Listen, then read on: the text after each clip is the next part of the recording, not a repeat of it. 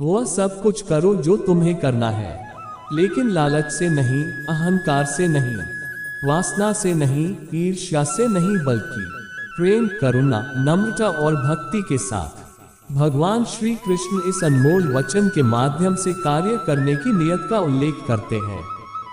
जब किसी भी कार्य करने में अगर लालच होगा, बेईमानी होगी, जलन होगी, तो वो काम न तो सही होगा और न ही उसके परिणाम फलदायी होंगे। इसके अतिरिक्त जिस कार्य को हम पूरे मन से प्रेम पूर्वक करेंगे तो वो न सिर्फ हमारे लिए बल्कि समाज के लिए भी हितप्रद होगा। नरक के 3 द्वार हैं, काम, क्रोध और लोभ। जो व्यक्ति कामी प्रवृत्ति का होता हो, जिसके मन में लोभ होता है और जो अत्यधिक क्रोधी स्वभाव का होता है, उसके लिए नरक के द्वार सदैव खुले होते हैं। अर्थात ऐसे व्यक्ति को तो सिर्फ नरक में ही जगह मिलती है। मैं ही सृष्टि का आदि, मध्य और अंत हूँ। भगवान श्री कृष्ण ही इस सृष्टि के पालनहार हैं। वही इस संसार की शुरुआत थे, वही मध्य और वही अंत होंगे। जो आप जो चाहते हैं उसके लिए नहीं लड़ते हैं, तो जो खोया उसके लिए मत रो। मनुष्य सब कुछ चाहता है पर सब कुछ उसे नहीं मिल सकता। आपको जो नहीं मिला उसके लिए पश्चाताप मत करो, और जो आपसे खो गया, जो आपसे अलग हो गया, उसके लिए निराश भी मत हो। ठंड या गर्मी, सुख या दर्द का अनुभव करें। ये अनुभव क्षणभंगुर हैं, वे आते हैं और जाते हैं। उन्हें धैर्यपूर्वक सहन करें। समय एक सा नहीं रहता। आज दैक है तो कल सुख भी आएंगे, और सुख के बाद दैक भी आना स्वाभाविक है। आपको पूरे धैर्य और श्री कृष्ण पर विश्वास के साथ अपना जीवन निर्वाह करना चाहिए। सत्य कभी नष्ट नहीं हो सकता। अच्छा करने से नहीं डरना चाहिए। लोग अक्सर सच कहने से बचते हैं या डरते हैं, पर सत्य कभी छुप नहीं सकता और न ही कभी मिट सकता है। कितना भी छुपा ले पर सच तो उजागर हो ही जाएगा। इसलिए जो बात सच पर आधारित हो उसे करने या कहने और मानने से कभी नहीं डरना चाहिए। इस शरीर का मोह मत करो, ये तो माटी है, माटी में मिल जाएगा। अमर तो आत्मा है जो परमात्मा में मिल जाएगी। लोग अपने शरीर को सुंदर बनाने में लगे रहते हैं, पर आत्मा की सुंदरता शरीर की सुंदरता से कहीं ज्यादा महत्वपूर्ण है। शरीर तो नश्वर है, मिट्टी ही तो है, तो मिट्टी में ही मिल जाता है, पर आत्मा अमर है। इसलिए आत्मा की सुंदरता पर ध्यान दो। आत्मा की सुंदरता अपने को श्री कृष्ण में लीन करने में मिलती है। जो हुआ अच्छा हुआ, जो होता है अच्छे के लिए होता है। कभी कभी विपरीत परिस्थितियां हमारी वर्तमान स्थिति को अच्छा करने के लिए आती है। मन चंचल है, इसे और संयमित करना कठिन है, लेकिन यह अभ्यास से वश में हो जाता है। मन चंचल होता है, यह इधर उधर भागता है और किसी भी कार्य की एकाग्रता का दुश्मन है। लेकिन यदि यह व्यक्ति के वश में हो जाए तो इससे अच्छा कोई मित्र नहीं है।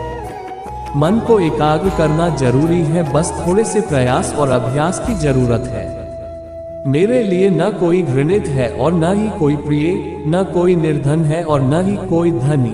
बस जो भक्ति भाव के साथ मुझे याद करते हैं, मैं उनका हूँ और वो मेरे। श्री कृष्ण उन्हीं के हैं जो श्री कृष्ण के हैं। भगवान तो बस प्रेम भक्ति के भूखे हैं। जो भी उनकी भक्ति में लीन होता है, जो भी प्रेम से उन्हें याद करता है, वो सदैव उसका कल्याण करते हैं। मैं हमेशा तुम्हारे साथ और तुम्हारे आसपास रहता है, चाहे तुम कुछ भी कर रहे हो। जब भी आप कोई बुरा कार्य करते हो या अच्छा कार्य करते हो, आपको लगता है कि कोई देख नहीं रहा, तो यहाँ श्री कृष्ण कहते हैं कि तुम जो कुछ भी कर रहे हो, मेरी दृष्टि सदैव तुम पर है। इसलिए आप यह मत समझे कि आप अकेले हैं, आपके साथ श्री कृष्ण सदैव है। आप वही हैं जिसमें आप विश्वास करते हैं। आप वह बन जाते हैं जो आप मानते हैं कि आप बन सकते हैं। हमारी सफलता और असफलता इस बात पर निर्भर करती है कि हम खुद पर कितना विश्वास करते हैं। व्यक्ति जो चाहे बन सकता है, यदि पूरे विश्वास के साथ अपने लक्ष्य पर लगातार चलता रहे। जिस इंसान के चारों तरफ नकारात्मक लोग रहते हैं, उस इंसान का मंजिल से भटक जाना तय है। कहते हैं मन के हारे हार है और मन के जीते जीत। जिस प्रकार सकारात्मक विचारों से सफलता मिलती है, उसी प्रकार नकारात्मक विचार असफलता के मार्ग की ओर अग्रसर करते हैं। क्योंकि जैसा हम सोचते हैं वैसे ही हम बनते जाते हैं और अपने विचारों के माध्यम से ही हमें नकारात्मक और सकारात्मक परिणाम मिलते हैं। समय हमेशा चलता रहता है, कभी रुकता नहीं। यदि आज बुरा समय है तो कल अच्छा होगा। इसलिए आप बिना किसी स्वार्थ के सिर्फ कर्म कीजिए, फल समय खुद देगा। न तो समय रुकता है और न ही एक सा रहता है। बुरा समय हो या अच्छा समय बदलता जरूर है। आज बुरा है तो कल अच्छा, और अच्छा तो फिर बुरा समय जरूर आएगा। सुख के बाद बैक और बैक के बाद सुख आते जाते रहते हैं। इसलिए इस पर हमारा कोई वश नहीं है, लेकिन कर्म पर हमारा वश जरूर है।